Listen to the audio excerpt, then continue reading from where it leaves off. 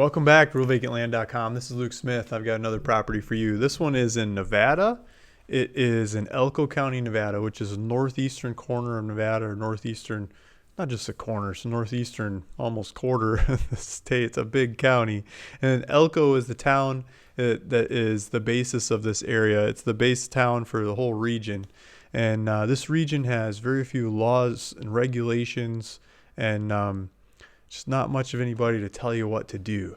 And so I've sold numerous properties in this area, and everybody that's bought properties from me that I hear from is, they always say thank you, and they tell me things like how easy it was to use the property. Like they don't have to do much of anything. I think you still got to get a building permit, just a basic building permit.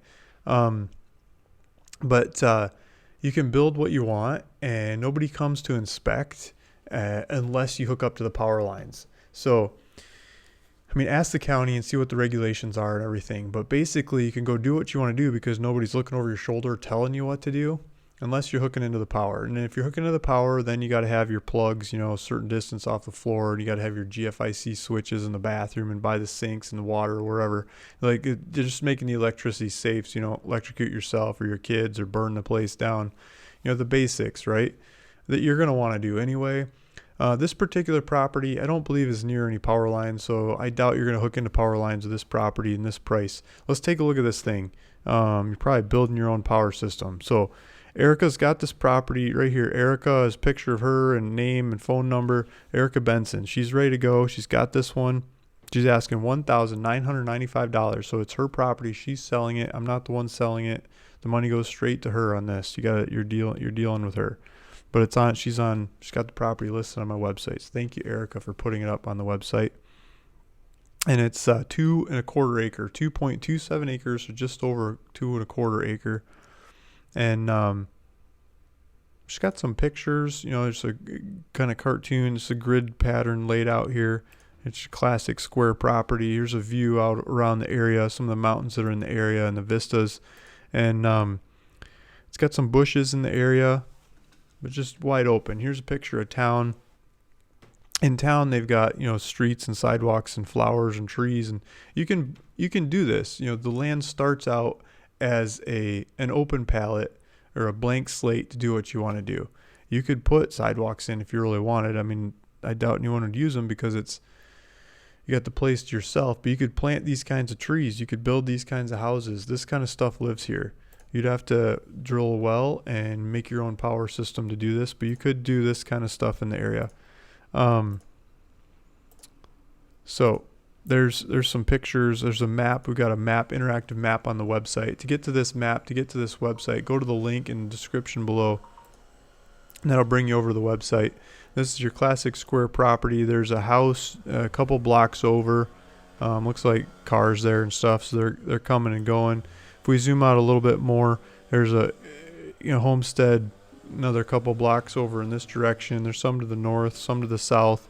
As we zoom out some more around the general area, a little bit further over is Elko, the town of Elko. And Elko has a college. It's got a university, so there's a university crowd in town.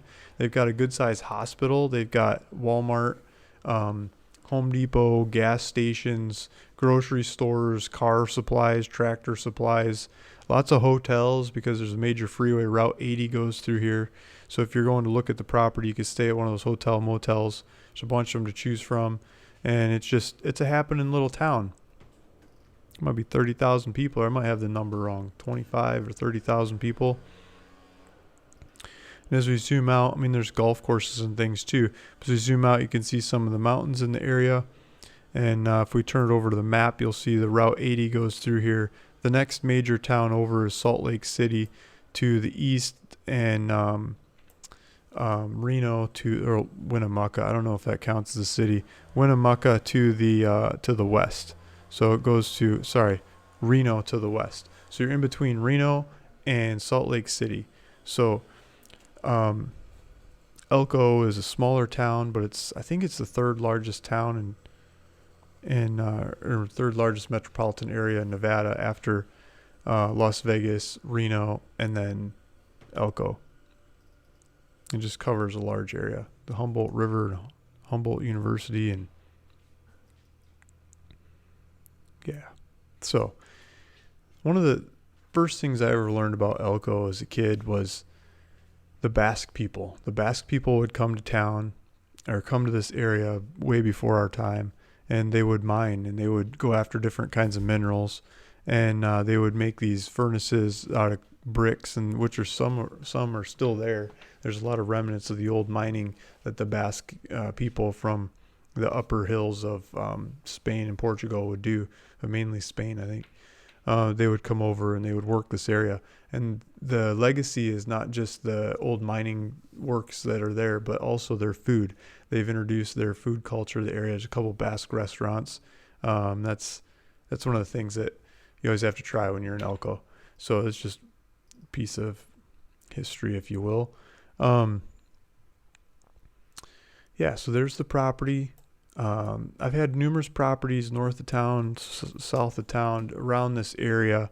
And the thing that always comes to mind in this area are the pronghorn. If you drive through here yourself, I mean, you'll see Mustang horses, wild horses. Elk run through from the higher elevation hills through the valleys sometimes to the other hills. So you might see elk from time to time, or in the winter they might come out of the mountains and stay in the valleys. But there's not so many of them. The thing that you really see are the pronghorn, the antelope crossing the countryside. And in this area, like most pronghorn areas, they travel, they cover large areas, they graze, and they migrate.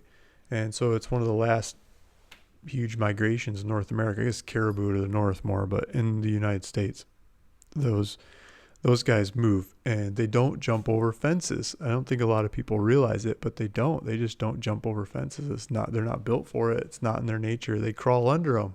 And so if you can imagine this animal that bounces along and moves by jumping, basically, their big white butts is what you usually see because they're running away from you as you're driving up or walking up. So people that tour a lot of my properties in this area continuously comment about seeing all the pronghorn, surprised at how many pronghorn are in this area. And so I keep telling them, because I think those pronghorn should be able to travel.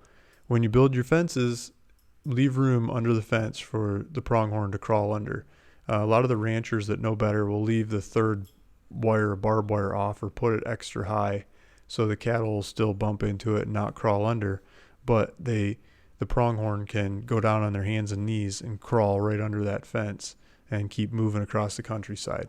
So just a thing to remember when you're out touring. Go enjoy the pronghorn, and when you go homestead a property like this, build your fence so the pronghorn can still get through, because they're beautiful and they're fun to watch.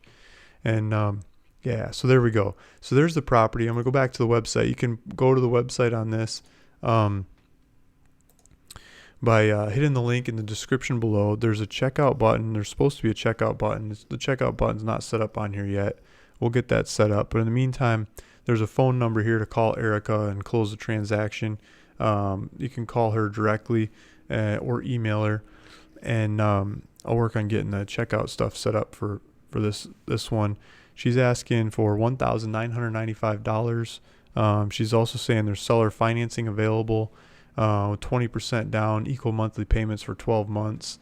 And at that, she's asking for like an extra 25% kind of price, like $2,595. So you could do owner financing or pay cash and get it cheaper if you just pay for it outright. You've got GPS coordinates. You can click on that to get driving directions to go see the property. There's a bunch of GPS coordinates there, the corners of the properties and things. And yeah, so we've got a bunch of information on the website. Hit the link below in this video to get to the website. Take a look at it. Talk to Erica if you have any questions. And thank you. Thanks for listening. Thanks for watching. This is Luke Smith, ruralvacantland.com, and see you in the next one. Thanks. Bye.